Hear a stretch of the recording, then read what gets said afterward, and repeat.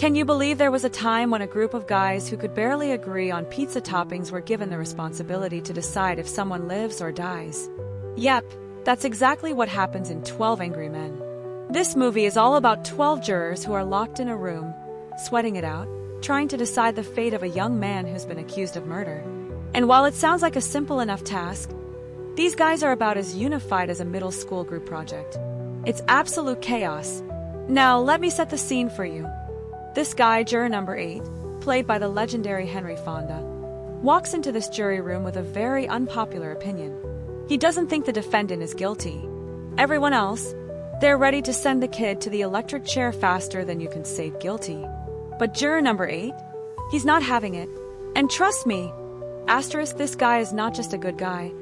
He's the embodiment of hold your ground no matter how crazy things get. The dude's a walking embodiment of that one friend who always argues about whether pineapple belongs on pizza. He just won't back down, even when everyone else is throwing around accusations like they're throwing darts. What's so insane about this movie is that everything takes place in one room. There are no explosions, no fight scenes, no car chases, just a bunch of dudes sitting around talking. Sounds boring, right? Wrong. The tension in this room is tighter than the last pair of jeans you tried on after a holiday weekend. And here's the kicker. Each juror has their own personal biases, quirks, and life problems that influence their opinions. One guy's a racist, another's a blowhard who thinks he knows everything, and one guy, you won't believe this, just wants to get the hell out of there so he can go play golf. But guess what? The stakes, they're higher than anyone could have imagined. Now let's dive deeper. Can you really trust these guys' judgment? I mean, one of them's so stubborn that he literally won't back down on anything. He's like the dude who insists on playing rock, paper, scissors even when you've already said, let's just go eat pizza. Meanwhile, another juror just wants to go along to get along, basically agreeing with whatever the loudest guy in the room says. It's like watching a real-life version of who can shout the loudest and make the dumbest argument to win. Spoiler alert, none of them are doing themselves any favors. But here's where it gets real. As the argument builds, juror number 8 starts poking holes in everyone's rock-solid assumptions. Suddenly, things aren't looking so clear-cut.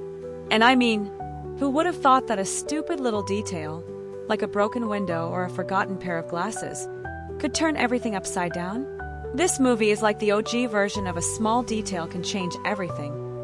Before it was cool in crime thrillers, juror number 8 is basically the superhero of the day. He doesn't wear a cape, he doesn't need flashy gadgets, and he doesn't need a dramatic soundtrack. All he needs is the courage to ask, are we sure we're making the right call? And that's when the magic happens.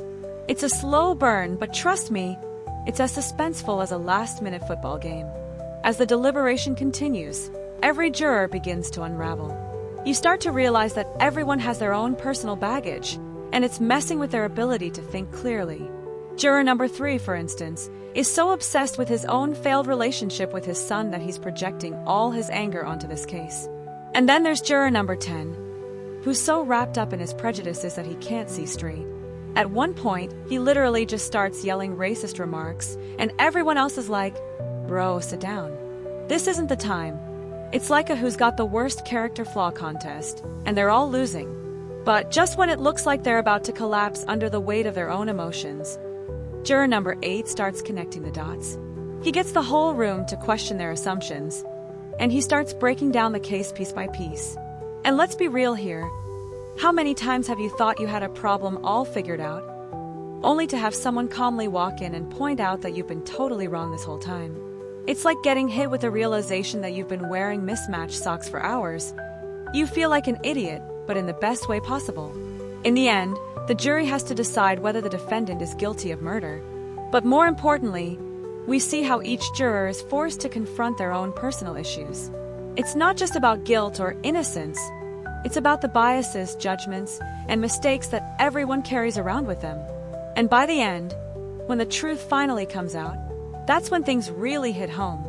These guys were not just deciding someone's fate, they were deciding if they themselves could overcome their flaws and be honest with themselves. And here's the question you're left with. Could you do it? Could you sit in that room, with all those bombshells, and stand your ground like juror number 8? Or would you cave, give in, and let the worst side of humanity decide someone's future?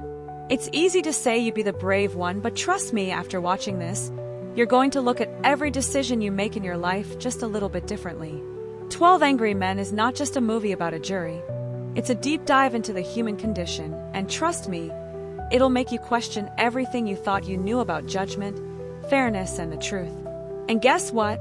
It's all wrapped up in one room with 12 angry dudes. Not your average Tuesday. So if you haven't seen it yet, what are you even doing? Seriously, watch it now, and let me know if you would have voted guilty or innocent.